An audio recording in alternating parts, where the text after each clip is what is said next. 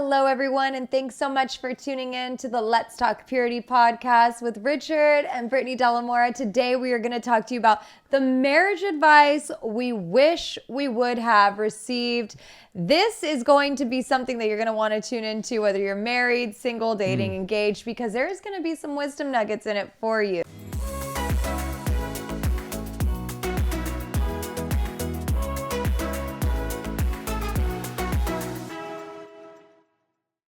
So let's get right into it, love. Let's talk about the marriage advice that we wish we would have received. One of the things that you and I talked about was, oftentimes when you're engaged or you're dating, right?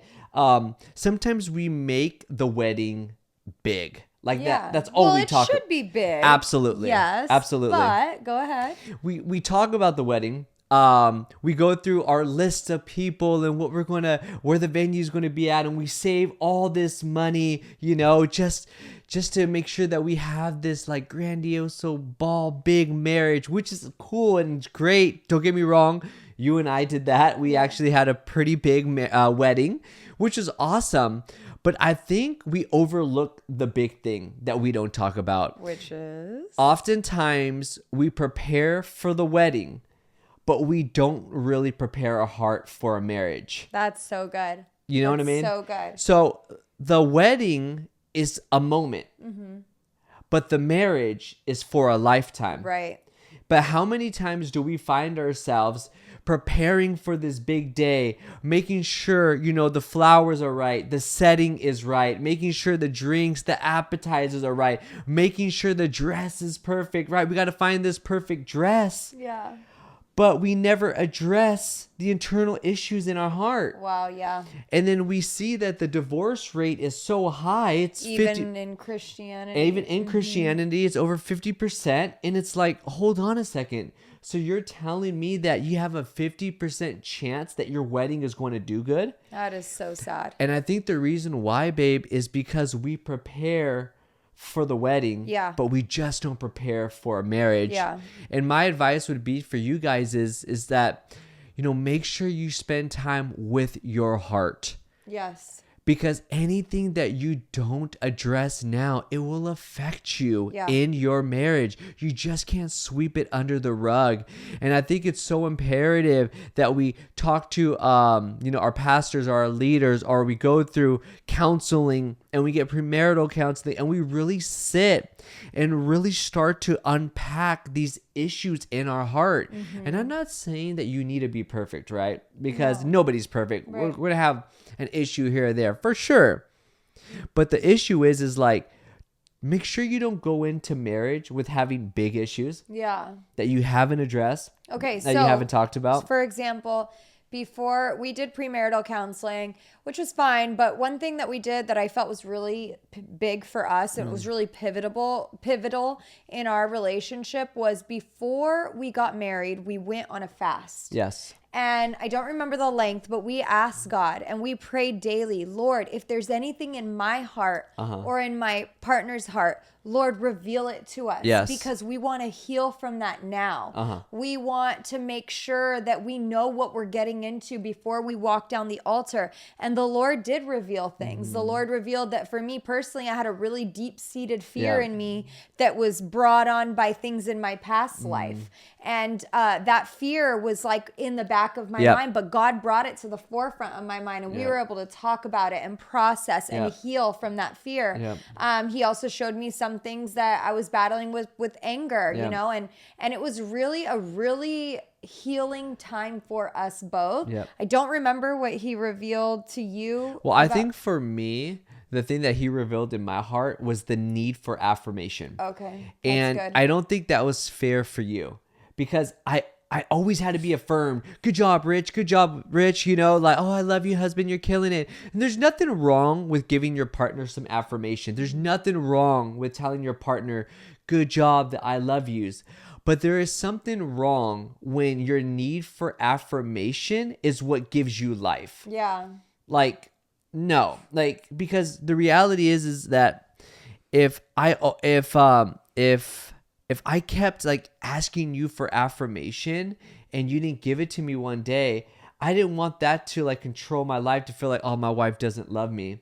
But that was a deep-seated hurt that I never addressed in my upbringing. Yeah. Because, you know, in my household, you know, my dad wasn't the type to say, I'm proud of you, son, or anything like that. You know, it's he kind of kept that more to himself. Like, well, he shows that he's proud in other ways. Absolutely. He's so generous and he gives, Yes. and that's how he shows his appreciation. Absolutely.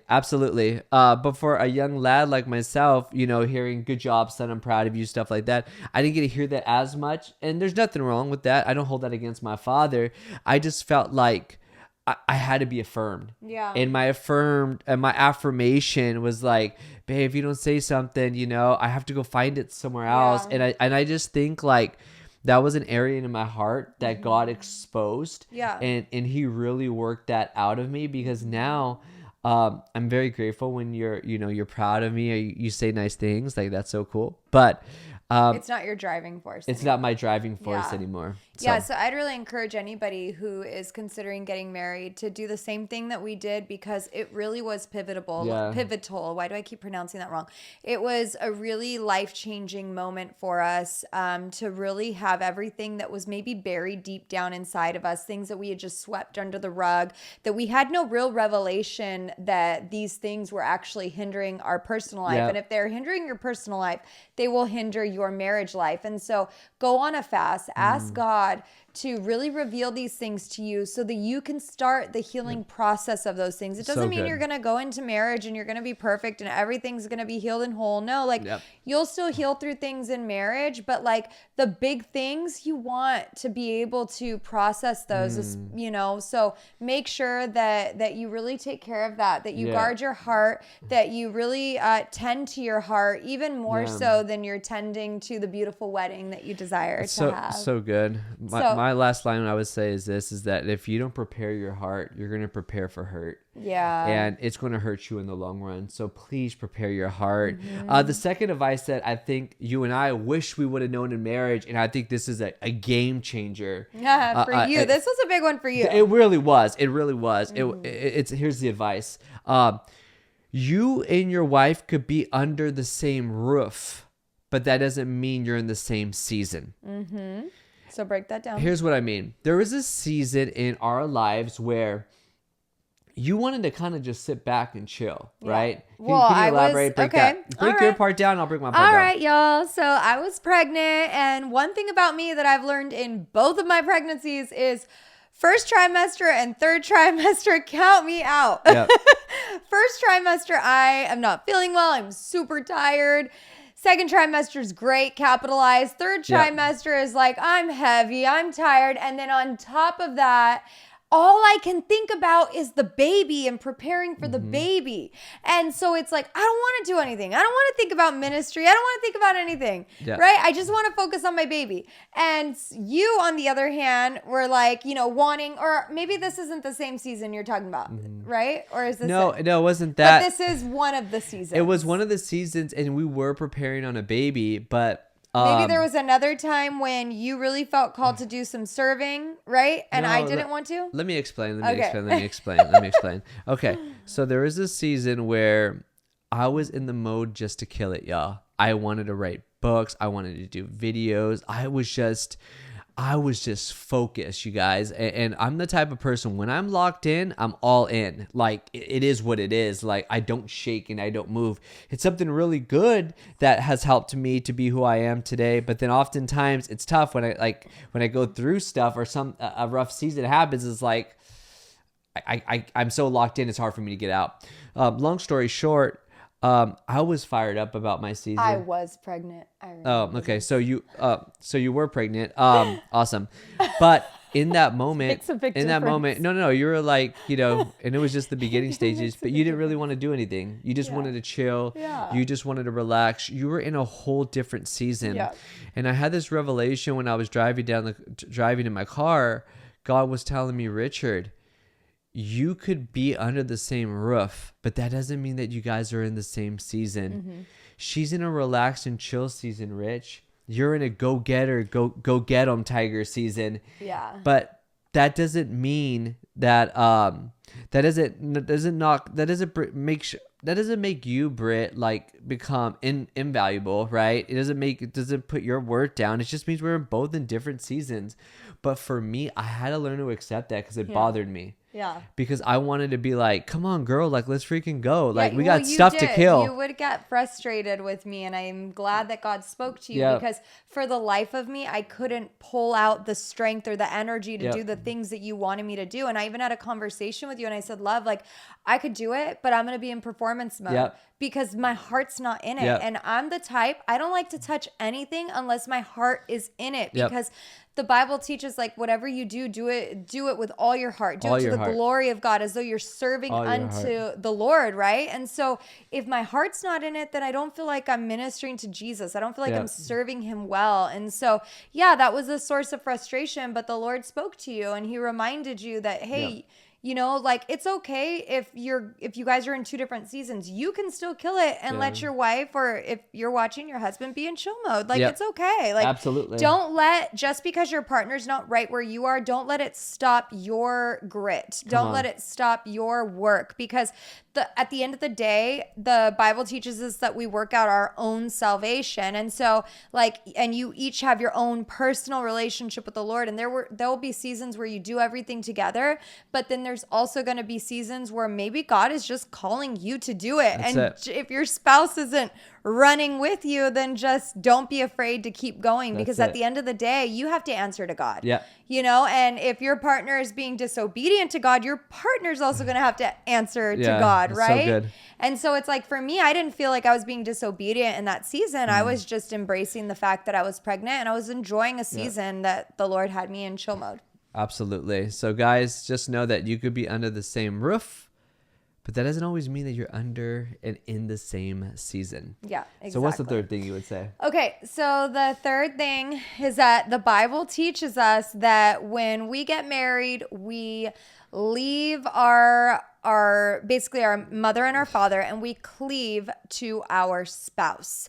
This is such a like big thing, because when you get married, oftentimes we hear of things of like mama's boy or like a daddy's girl, and like sometimes like you love and honor your parents so much that you want them involved in everything that you do, but maybe your spouse is like, I'm not really cool with that. Like you're allowed to set your boundaries. You are allowed to create new traditions. Like, you don't have to do everything that mom and dad want you to do. You don't have to show up to everything that mom and dad want you to show up to. Like, this is now, when you get married, you're saying I do to my partner. And so we actually had gotten mentored about all of this or counseled, and the counselor told us that that your spouse is now your number one priority, and that everybody else is basically bonus family, right? Like, they're your extended family, he referred to them as. And so you have to make your immediate family, which is your spouse and then your children, your priority. So if that means that, you know, maybe you don't want to go out of town for Christmas one year, then you can stay home and create your own traditions. You don't have to like pressure off you. You don't have to do whatever your extended family wants you to do. It is okay to set boundaries. It's okay to create your own traditions, and come into agreement with your spouse on that. Like, pray about it and create that, because otherwise what happens if one partner is trying to people please and one partner's like, I have to do this because my parents want me to do this. I have to do this because they want me, like they need me there. And your spouse is like, I have no desire to do that. Then you're going to create division in your marriage, because you're trying to follow rules that mom and dad are setting on you, yet you agreed at the altar to be there for your spouse as your number one, not your extended family. That's so good. Put your immediate family first, and your extended family, it'll all work out in the long run. I like that. I would say the next thing that we wish we would have known, especially being in marriage, is that we wish we would have known that loneliness. We wish we would have known that marriage doesn't heal your loneliness. I think a lot of times people get this notion that, man, if I just get married, I'll never be lonely, you know? But I love what your friend said. What did she say? I had a friend that told me, you know, before I got married, like she goes, all I wanted when I was single was to be married. And now I'm married and I'm more lonely than I was before. Yeah. And the reason for this was because my friend had really lost her relationship with the Lord during this process. And it's really devastating because marriage doesn't cure your loneliness. Jesus cures your loneliness, absolutely. right? So even when I was single, I wasn't lonely. Yes, there were many times that I longed for a spouse. I longed for my husband. I knew it was going to be you. I longed for him to be my husband, but I wasn't lonely. Yeah. My life was so full. I had a great relationship with God. I was serving in church. My friendship circle was amazing. And so I wasn't lonely because of that. And so if you're single and you're lonely and you think, man, when I get married, I'm so excited that I'll never have to feel this feeling of loneliness ever again. That is not the truth. It is only God that can fill the hole that's in your heart, because he's the one that created you. And why did he create you? To have a relationship with him, right? So until we turn our focus on relationship with Jesus versus having a spouse, then we're going to continue to be lonely. And don't make the same mistake my friend did.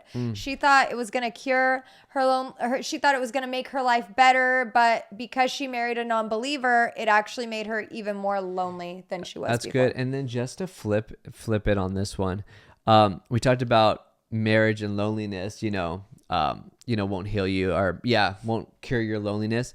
But also, like when you step into marriage, like if you're horny, that's not going to cure you as well. Just throwing it out there. Well, because oftentimes people think, and I get it, because the Bible teaches us when you burn with lust, get married. I understand that.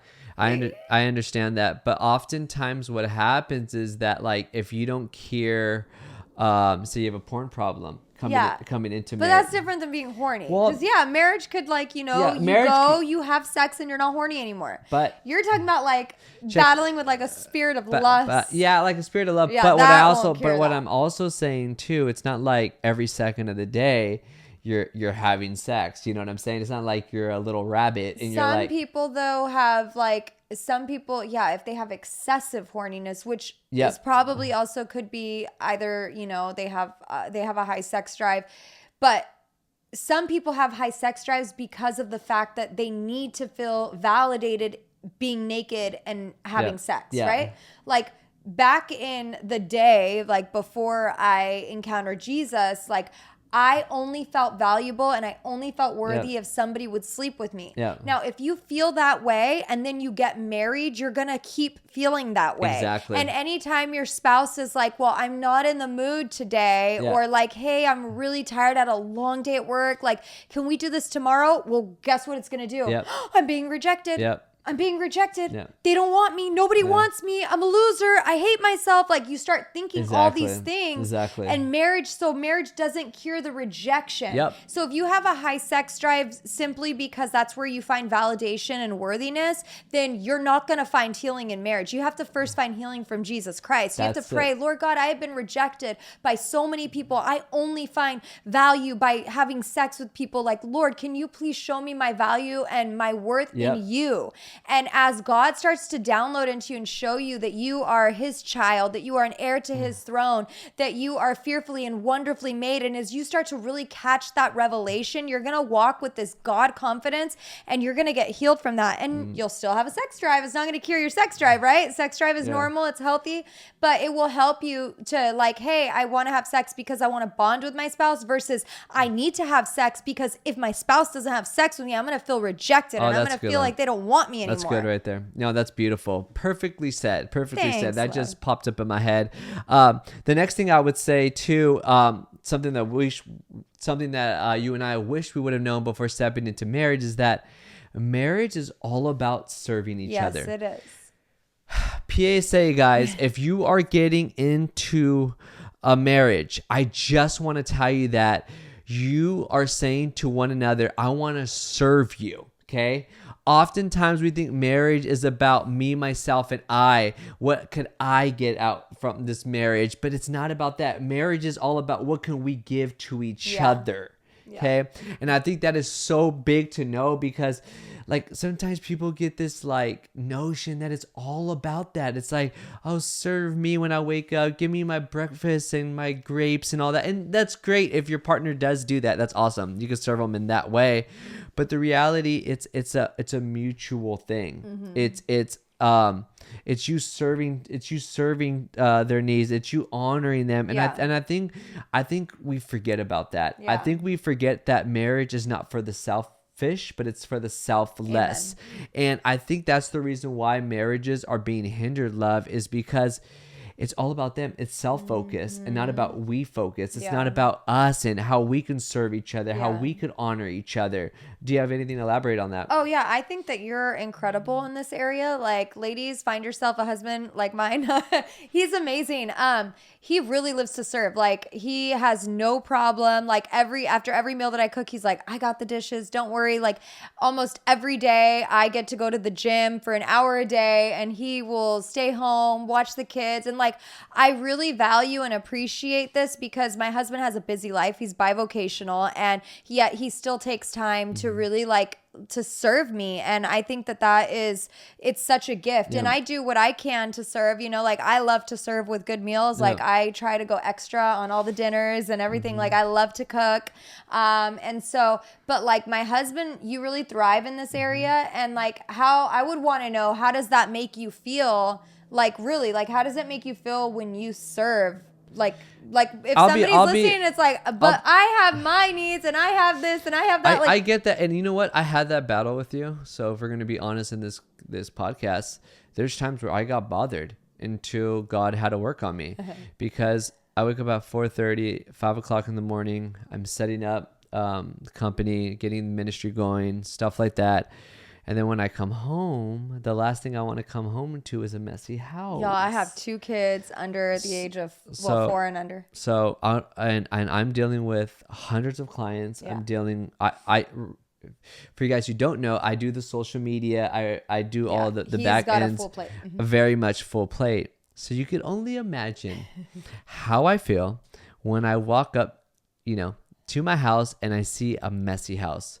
There's times where you and I have gotten in tiffs and arguments about it because I'm like, what's going on here? Like, there needs to like, you need to like step up in this and try to help me in this. And you do. Y'all, I try, but let me tell you what happens. Okay. Whenever I try to do anything, it's like both the girls, all of a sudden they need me. It's like, okay, I'm doing dishes or I'm putting their toys away or trying to get everyone involved. And it's like all of a sudden our baby wants to nurse or she wants a nap or now she wants to eat. And it's like hands down every time. And so I think too, like we can't expect perfection. I don't think we could expect perfection. Because I literally try, guys. I do. And the house isn't always a pigsty. We can't expect perfection, but we can expect progression. Yeah. We can progress and we can get better. How many hours a day do I nurse? Here's how I've gotten better. I don't know how many hours. Here's how I've gotten better. I've just learned that I have to accept it. I have to humble myself and realize that, you do have the girls. The girls, they're amazing. I love our daughters, but we're training them right now. But man, one moment your house could be super clean. The next moment they just destroy everything. And, we're working that out. And as they get older, we'll teach them more how to serve and help each other. But for me, like my thing is if I want my house tidy and super clean, sometimes I just got to get up and just do it. That doesn't mean that you don't help me, because you do help me. But I think that we recognize that we have to learn to serve each other. And I think what gets in the way of serving each other is our pride. I think what gets in our way of serving each other is unrealistic expectations. I think that what gets in the way of serving each other is that we don't give grace to each other. And I think that if we want our marriages to prosper, if we want our marriages to be fresh and on fire, then we need to have a servant mentality. Like I think about everybody in the Bible, especially those who are jumping into marriage, they were all servants. Like think of Ruth. Ruth was like an incredible servant. I think about is it Rebecca? I'm reading Rebecca, and I'm reading Genesis right now, and just the way Rebecca's, was serving. She's over here serving Abraham's servant with water, and then serving the camel, and then what does he say? Wow, like this girl's a servant. Yeah. And I think I think one of the key components to a blessed marriage is the component of servitude. Mm-hmm. Blessed marriages always have that in their marriage. So guys, let's keep serving each other, and let's do it with humility. So what would the last one be before we close this off? And I hope you guys are loving this. And if you guys are, and if you're watching on YouTube, press subscribe, please. Put a like, put a comment down below. It really would bless us. Yes. Okay. So the sixth one would be that a good sex life is not forced. It is developed. Well, what do you mean by forced? Because that's a strong word. Yeah. So I'm going to break that down. I had somebody reach out on Instagram when I asked people if they had any questions for me. And then she was saying how like her husband wanted her to do stuff that she wasn't comfortable with. And like, what should she do? And I said, I really hope that your husband will respect your boundaries, because a good sex life isn't forced. A good sex life is developed. And there may be seasons where maybe you waited to have sex until marriage. Maybe you didn't. I don't know. Hopefully you did. But if you didn't, or whatever expectations you might be putting on your partner, if they're not comfortable with it, we shouldn't force it, right? Yes. And I think that in time, as you guys are married longer, like hopefully you guys are you continue to grow in love, and then you want to try new things, in your sex life, and get creative and have fun, and different positions and all that stuff. But if there's a time where your partner isn't comfortable with something, and maybe they'll never be comfortable with that thing. I don't know what that thing was for them, right? Maybe it's entirely inappropriate. I don't even know. But I mean, it could be something as basic as like, man, my partner doesn't want to wear lingerie from me. Or maybe you want to see your husband wear like a banana thong. I mean, I'm just, you just never know. Like some people have things their and they're fantasies. like, yo, I am not comfortable with that. Like, I'm not going to wear that. Like, that's so funny. Like, don't, What's your fantasy? like, don't force it. Like, just let it develop. The last thing that you want to do. And I told the woman this, I said, if you end up giving in because you feel pressured or forced, what's going to happen in the long run is you're going to grow resentful. And in the long run, that's going to hinder your marriage more than your partner just saying, you know what, I surrender. My partner's not ready for that. Maybe my partner will never be ready for that. Maybe my spouse, will be in the future. I don't know. But if you keep trying to force your spouse to do something that they don't want to do, you are going to cause your spouse to be resentful. And then they might get to the point that it's like, too much pressure. I just don't even want to have sex with you anymore because it's just so uncomfortable. And it's like every time we go to have sex, it's like it's chaotic. It's uncomfortable. I don't want to do all these things. And you're trying to force me. And they might just back out completely. So really be gracious in your guys' sex life. And just remember that it is developed. It is not forced. I actually really love that it's developed. So basically means is like, guys, like be romantic, like that's another way to develop a good sex life. Be romantic with each other. Serve each other. Maybe something that might turn your wife on is when you do the dishes or something and you clean up the house and you clean stuff up. Men of God, yes. That is amazing. that might be a way. Huge turn on. That might be.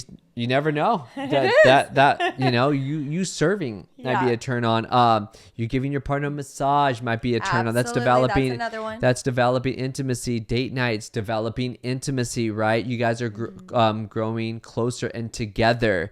And I love that because a fruitful sex life is an intentional life. It's like you're being intentional with your spouse, intentional with your partner. And I think the overflow of a good sex life is formed from intimacy. So when we have a good, when we're good with each other, when we have, when we're intimate with each other, meaning like when we communicate well, we love each other well, just the overflow of that, it's just a good sex life because it's like, dude, I want to be with my partner. Like I want to be able to sleep with them. So I know maybe on another topic we could talk more about sex and I would just leave them with fun. one thing, that if your goal is not only to serve, but also to really make sure that your spouse is your best friend. Yep. Like, because women are more, if they are going to be intimate in the bedroom and willingly, right? Like they actually want to have sex with you. They're excited to have sex with you. It stems from your guys' relationship. So if you guys are best friends, like your wife's going to want to have sex with you. So this is just a word for the men. Like really strive to have a good relationship. Listen to her, encourage her, like have good conversations, do fun things together. Like make sure that she's your best friend and that you're her best friend, because then your sex life will, like, it will just grow and it will flourish. Yeah. And if just a simple tip, if you want your, on the opposite end, if you want, you're as a woman, if you want your man to be more attractive, it's pretty easy. Maybe just send him a nice photo. Turn him on. I don't know. Maybe maybe write a text message to him and say, I can't wait for tonight. Freaky Friday. Let's go. Yes, it's Wow Wednesday, baby. Yeah, there you go. Come on, Thirsty Thursdays. Let's go. Anyways, we'll have more fun with that conversation later. This was a good podcast, and I pray this bless you, because we have fun on this one. I love you. Sorry. That was a great way to end it. Let's be honest, friends. Life is hard, and it's a whole lot harder when you are doing life alone. This is the reason why my wife and I created the meetup, where we get connected and we stay accountable. We're so excited for you guys to join us, because throughout the years, my husband and I have heard from people that they are ashamed to open up about their struggles, whether it be to porn or addiction or finding freedom or just how to pursue a pure heart. And they're afraid to open up to their leaders, their pastors, and so forth, because they're battling with shame. And so that's why God birthed the meetup on our hearts, because this is an online community where everybody's going through something. And this is a place where you can get connected and stay accountable. My husband is going to teach the men every month. I'm going to teach the women, along with other leading experts in the fields of the topics of identity, porn, purity, and so forth. And it's just going to be a really great place where you guys can come, you can learn, grow in the Word of God. We're also going to have a text thread where you can hop on and text your fellow brothers or sisters in the Lord. You can ask for prayer requests. You can share praise reports. And this is where the accountability happens. So we want to invite you to join the meetup by filling out the intake form below. We're so excited to connect with you. God bless you.